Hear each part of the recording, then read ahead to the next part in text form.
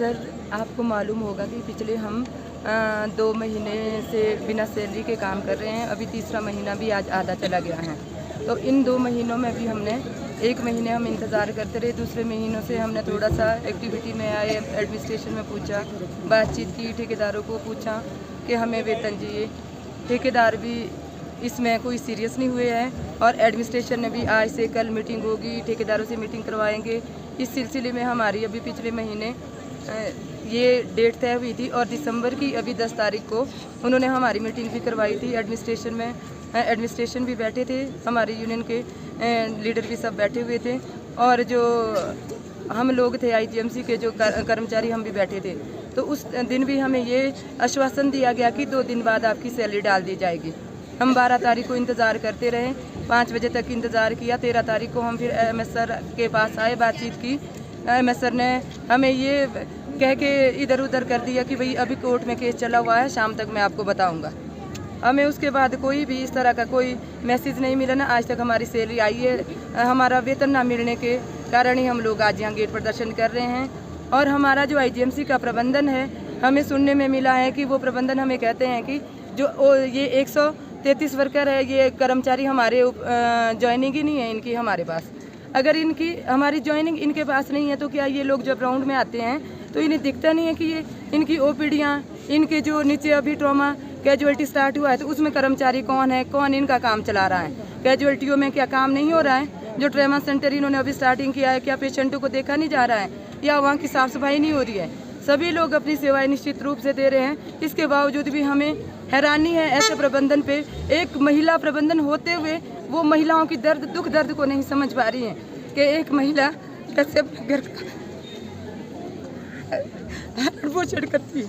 मुझे अपनी दिक्कत है, मेरे साथ बहुत सारी महिलाएं ऐसी हैं जो बेचारी इकलौती हैं, विडो है, डिवोर्सी हैं, उनके छोटे छोटे बच्चे हैं, घर में ताले लग गए, उनके रहने के लिए घर नहीं है, वो दूसरे के पास रह रहे हैं। इसके बावजूद भी इन लोगों को ये एहसास नहीं हो कि हमें अपने वर्करों का वेतन देना चाहिए।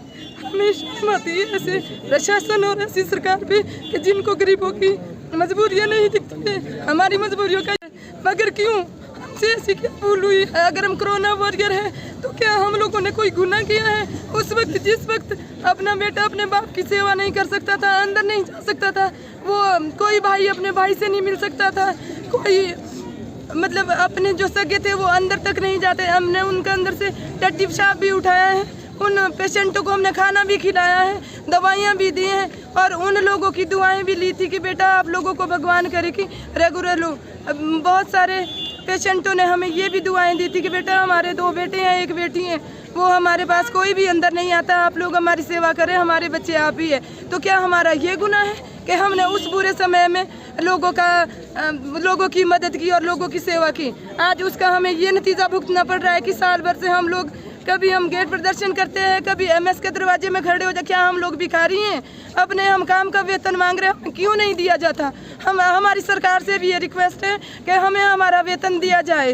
कानून के दायरे में जो होता है, अभी सर ने भी बताया है जो हमारा कानून है कि हमें काम करने के बाद 7 तारीख से पहले ही वेतन मिलना चाहिए, पर यहाँ तो तीसरे महीने की भी आज 16 तारीख हो चुकी है। हमारा गुजर बसर कैसे होगा हमें मालूम नहीं है। मीडिया के माध्यम से हम ये कहना चाहते हैं, अगर हमारी पुकार नहीं सुनी जाएगी, अगर हमारी बातों पे गौर नहीं किया जाएगा तो प्रबंधन और प्रशासन से हम कह देते हैं कि ये अभी तो हम लोग गेट प्रदर्शन पे आए हैं और आईजीएमसी के अंदर हम हड़ताल भी करेंगे और पूरा ही आईजीएमसी हड़ताल पे जाएगा। एक भी कर्मचारी हमारे 700 जो आउटसोर्स कर्मचारी हैं वो कोई भी वर्किंग में नहीं होएंगे, वो काम नहीं करेंगे। ये हमारा अभी प्रशासन से रिक्वेस्ट है कि हमारी सैलरियाँ जो हैं वो हमें टाइम से दे दी जाए। आगे के लिए भी हमें कोई ऐसी दिक्कत परेशानी ना आए, अगर आएगी तो इसका खुद ही प्रशासन जिम्मेवार है। आपको मालूम है कि पिछले काफ़ी दिनों से आप लोग भी इस चीज़ को रिपोर्ट कर रहे हैं। यहाँ के जो आईजीएमसी के जो कॉन्ट्रैक्ट वर्कर्स हैं, आउटसोर्स कर्मचारी है, जिनकी संख्या सैकड़ों में है, वो अपनी मांगों को लेकर जो है लगातार प्रबंधन से भी मिल रहे हैं, प्रशासन से मिल रहे हैं, ठेकेदारों से बातचीत कर रहे हैं। एक सामूहिक बैठक भी हुई थी जिसमें आईजीएमसी प्रशासन भी था, ठेकेदार भी थे और यूनियन के पदाधिकारी भी थे। तो आईजीएमसी कॉन्ट्रैक्ट वर्कर्स यूनियन जो सीटू से संबंधित है, हम लगातार इस बात को कह रहे हैं कि आईजीएमसी के अंदर भारी पैमाने पर मजदूर जो हैं उनका शोषण हो रहा है, उन पर जुल्म और अत्याचार हो रहा है। शोषण का रूप इस रूप में है कि पिछले 2 महीने का वेतन भी मज़दूरों को, लगभग 150 से ज़्यादा मज़दूर ऐसे हैं जिनको 2 महीने का वेतन जारी नहीं किया गया है। और हमारे देश का कानून जो है 1936 का, वो क्या कहता है कि किसी भी महीने अगर काम करवाओ तो 7 तारीख से पहले तनख्वाह दो, लेकिन 2 महीने बीत जाने के बावजूद मज़दूरों को वेतन नहीं मिला है। जब इस विषय में बातचीत होती है तो आईजीएमसी का प्रबंधन क्या कहता है, और माननीय न्यायालय के अंदर भी एक हलफनामा जो है आईजीएमसी के प्रशासन ने दिया है कि ये जो मज़दूर जो तनख्वाह मांग रहे हैं, वेतन मांग रहे हैं, ये तो हमारे पास काम ही नहीं करते हैं। हम पूछना ये चाहते हैं आईजीएमसी के प्रशासन से, प्रबंधन से, आप किस एजेंडा पर काम कर रहे हो? आपका क्या गुप्त एजेंडा है? आप ऐसा क्यों कह रहे हो? क्यों? क्योंकि आपके पास जो मज़दूर काम करते हैं उनकी बाकायदा हाज़िरी लगती है, उसका हाज़िरी का ब्यौरा ठेकेदार आपके पास देता है, बायोमेट्रिक की सुविधा भी है कई जगह, और ये जो काम करते हैं ये सारा वीडियो कैमराज जो यहाँ पे लगे हैं कैमराज, उसमें भी रिकॉर्ड होता है। आप काम भी करवाते हो और बाद में हलफनामे में आप कोर्ट में जाकर मुकर जाते हो ये हमारे मज़दूर नहीं हैं। और ये कौन लोग हैं? ये हैं कोविड वॉरियर्स, जिनके ऊपर जो है एक समय में पूरे देश में हेलीकॉप्टरों से फूल बरसाए जा रहे थे, जिनको सम्मानित किया जा रहा था। जब परिवार वाले और आम समाज जो है कोविड में मरीज़ से जो पल्ला झाड़ रहे थे वो उसके नज़दीक भी नहीं जा पाते थे, तब ये लोग थे जिन्होंने अपनी सेवाएं दी, अपनी जान को हथेली पर रखकर। लेकिन आज जो है जिस तरीके से इनके साथ जो है सौतेला व्यवहार हो रहा है, इनके परिवारों का गुजर बसर करना मुश्किल हो गया। जहां केवल मात्र 12,000 रुपया जो है वर्कर को मिलता है और वो भी 2 महीने तक ना मिले, तो स्थिति क्या उत्पन्न होती है? बहुत सारी जगह जो हमारे वर्कर्स हैं, उनके जो क्वार्टर्स हैं उन पर ताले लगा दिए मकान मालिकों ने, उनको बाहर निकाल दिया, सामान बाहर फेंक दिया, और वो लगातार जो है इस बात के लिए दबाव बना रहे हैं कि किराया जो है वो दिया जाए। वो नेचुरली वो मांगेंगे किराया जब कोई आदमी वहाँ रहता है, लेकिन हमारे देश का कानून होने के बावजूद अगर 2 महीने तक वेतन नहीं मिलता है तो कहीं ना कहीं बहुत गड़बड़ झाला है। पूरी एक मिलीभगत है आईजीएमसी के प्रबंधन और प्रशासन की और ठेकेदारों की। और दूसरी बात ये भी है कि 12 जून को जो एक समझौता हुआ इसी साल, त्रिपक्षीय समझौता लेबर ऑफिसर की अध्यक्षता में, जिसमें यूनियन के पदाधिकारी थे, आईजीएमसी प्रबंधन था, ठेकेदार थे, लेबर ऑफिसर थे, उस समझौते के तहत जो बातें एग्री की, क्या किया था एग्री? जो एग्री करने की बात भी नहीं थी, वो श्रम कानूनों के दायरे में आती हैं बातें, अनिवार्य प्रावधान है वो कानून में, मैंडेटरी और स्टैट्यूटरी प्रोविजंस हैं, कानूनी प्रावधान है वो। क्या है कि चेंजिंग रूम की व्यवस्था होनी चाहिए। आपको मालूम है आईजीएमसी के अंदर जो मज़दूर काम कर रहे हैं उसमें ज़्यादातर संख्या महिलाओं की भी है। महिलाओं के लिए और पुरुषों के लिए कोई भी चेंजिंग रूम की व्यवस्था नहीं है।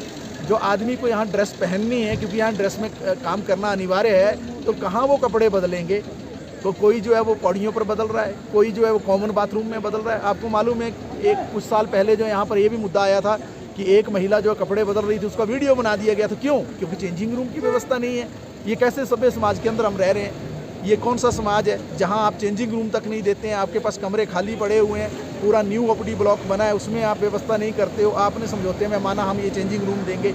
ये भी जो है वायदा किया था कि 2 ड्रेस जो है मज़दूरों को दी जाएगी, लेकिन वो 2 ड्रेस भी नहीं दी गई और उस पर जो लीपापोती होती है, ये पूरा का पूरा जो है आईजीएमसी प्रबंधन के समक्ष हो रहा है।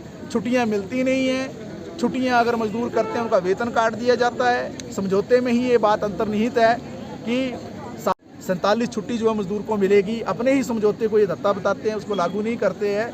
और इसके साथ जो ईपीएफ और ईएसआई का मसला है, उसमें जो गड़बड़ झाला है, बहुत सारे केस आपको मालूम होगा एक समय में यहाँ से रिपोर्ट हुए थे और बहुत कार्रवाई भी यहाँ ठेकेदारों पर हुई थी कि ईपीएफ का पैसा जो और ईएसआई का पैसा जो काटा जाता है वो जमा नहीं किया जाता है। मजदूरों को सुविधा ईएसआई की नहीं मुहैया हो पाती है। ईपीएफ का कोई रिकॉर्ड नहीं है, कोई ब्यौरा नहीं है, कोई एनुअल स्टेटमेंट नहीं है, कोई उसका रख रखाव नहीं है। ये सारे मुद्दे, जिन मुद्दों पर जो है लगातार एक लड़ाई जो आईजीएमसी के अंदर चल रही है, और हम ये चेताना चाहते हैं आईजीएमसी के प्रबंधन को, ठेकेदारों को, प्रशासन को, सरकार को कि अगर जो है मजदूरों को न्याय नहीं मिला, निश्चित तौर से आंदोलन एक निर्णायक स्थिति की ओर आगे बढ़ेगा। कोई ये मानकर ना चले कि आईजीएमसी के अंदर हड़ताल नहीं होगी। हम मरीजों के लिए हैं, हम ही तो सबसे ज़्यादा सेवा करते, जो यहाँ के मजदूर और जो कर्मचारी है, जो डॉक्टर्स है, जो पैरामेडिकल स्टाफ है, जो नर्सिंग स्टाफ है, जो पूरा आउटसोर्स कर्मचारी है, वही तो सबसे ज़्यादा सेवा करते हैं मरीज़ की। लेकिन जब जो है उनको ही तनख्वाह नहीं मिलेगी तो उनके पास क्या चारा होगा? उनको हड़ताल पर भी उतरना पड़ सकता है। और 23 तारीख के बाद एक निर्णायक आंदोलन का जो है हम एक आगाज़ करेंगे, जिसमें हड़ताल भी शामिल है, जिसमें धरना प्रदर्शन भी शामिल है, जिसमें गेट मीटिंग भी शामिल है, जिसमें सचिवालय चलो भी शामिल है, जिसमें राजभवन मार्च भी शामिल है, जिसमें महात्मा गांधी की प्रतिमा के आगे जाकर जो है अनशन करना भी शामिल है, जिसमें डीसी ऑफिस को मार्च करना भी शामिल है। तो एक बड़े आंदोलन की ओर हम आगे बढ़ेंगे और हम उम्मीद करते हैं कि तुरंत जो है जो मांगे हमने उठाई हैं, जो श्रम कानून भी हैं, उनका पालन जो है यहाँ का प्रबंधन और ठेकेदार करेंगे, नहीं तो आने वाले समय में आंदोलन जो है आगे बढ़ेगा।